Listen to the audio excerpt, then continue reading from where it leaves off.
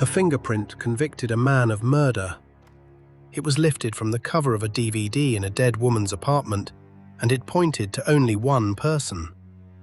An American expert flew to South Africa to examine it. What she found should have ended the case in a single afternoon.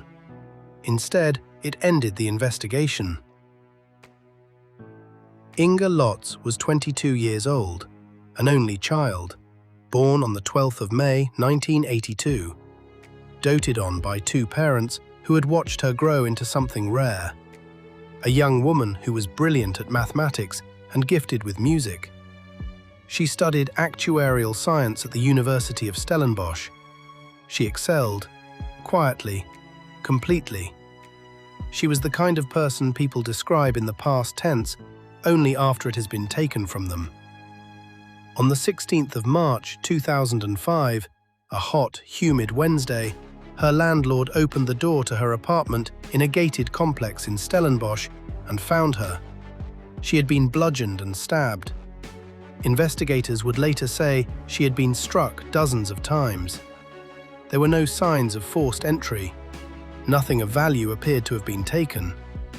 The violence of it told the police one thing: someone close to her had done this. Her boyfriend was Fred van der Vyver, an actuary at Old Mutual. Tall, intelligent, quietly confident. They had been dating for less than a year, but Inge had already prepared her parents for the engagement she believed was coming. Their future, from the outside, looked settled. In the days before her death, the two had argued. Police read the last letter she ever wrote to him and decided it held a motive. They looked at the lack of forced entry. They looked at the force of the attack, and they drew a single line from the body on the floor to the man she loved. 3 months later, in June of 2005, Fred van der Vyver walked into a police station and handed himself over. He was charged with her murder, and the state believed it had 3 things that would prove it beyond any doubt: a hammer, a bloody mark on a bathroom floor, and 1 fingerprint. The hammer, police said, was the murder weapon. It had been a gift from Fred, an ornamental hammer, small, the kind of object that sits on a desk until the day someone decides it is something else. On the cover of a DVD in Inge's sitting room, they found a fingerprint. It matched his thumb. It placed him inside the apartment at the moment that mattered. That print became the case. The entire case rested on it. And on the bathroom floor, there was a mark in blood. Police said it was made by the sole of Fred's shoe. If true, it destroyed his alibi. If true, it put him in that room after she was already dying. 3 pieces of evidence. 1 man. 1 story the state was certain of. Fred's defense was an alibi. He said he had been at work, at Old Mutual, that he could not have been in Stellenbosch when Inge was killed. The police had their answer ready. The evidence, they said, placed him there anyway. But each of those 3 things would eventually be examined by someone who knew more than the people who collected them. And each of them fell apart the same way. The defense called Pat Wertheim, a latent fingerprint examiner from the United States. Decades of experience. One of the people other experts call when they are no longer certain. She examined the print on the DVD cover. Then she examined it again.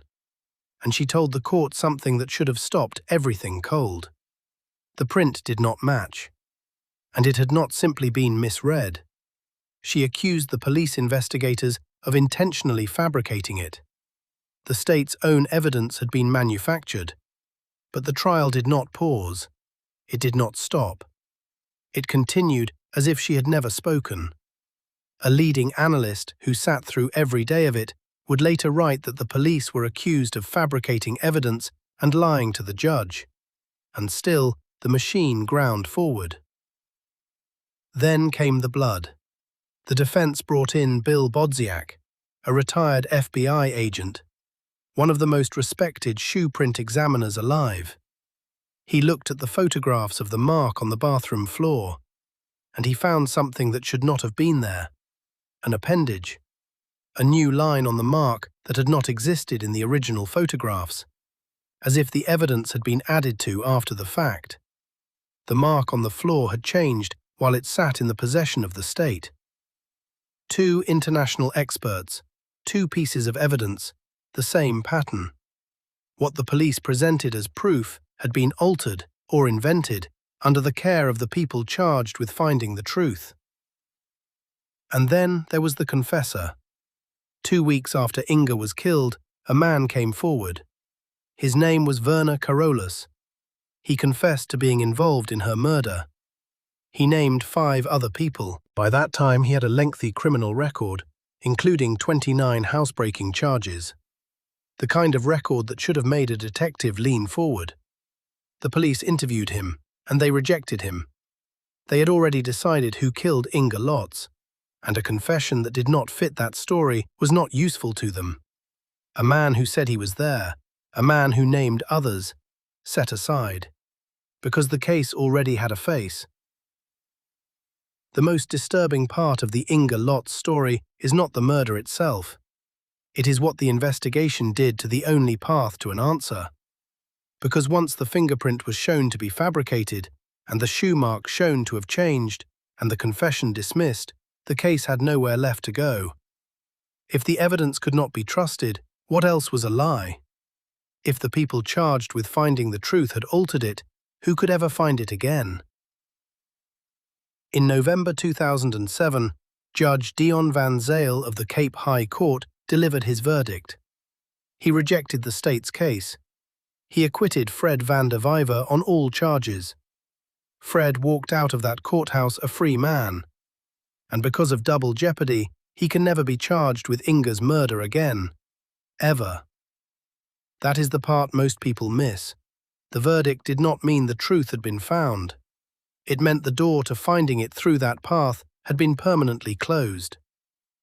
After the acquittal, the story did not end. Inge's parents sued van der Vyver, then withdrew the case.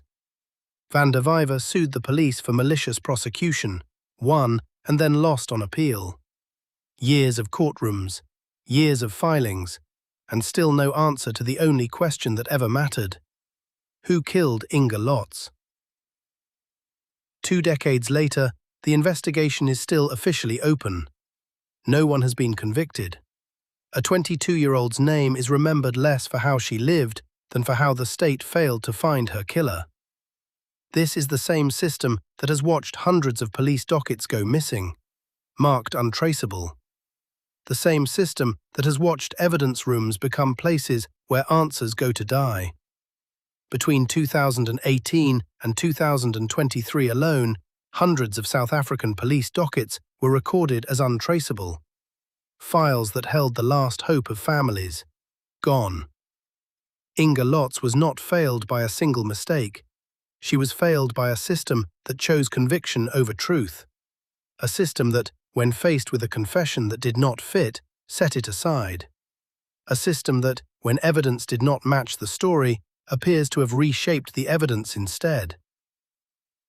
Somewhere in Stellenbosch, a gated complex still stands. A door still opens onto a room where a young woman once studied mathematics and played music and wrote letters about a future she would never see. 20 years on, her parents are still waiting. The file is still open, and the person who walked into that apartment on a hot Wednesday in March has never been named.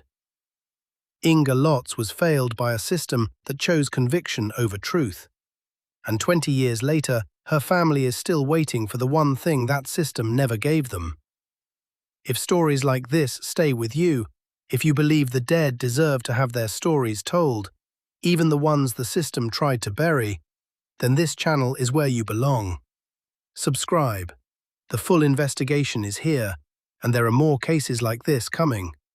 The link to every source and every previous investigation sits in the description and in the pinned comment. I'm Hussein, and this is Case Forensic. Stories best heard in the dark. Sleep well.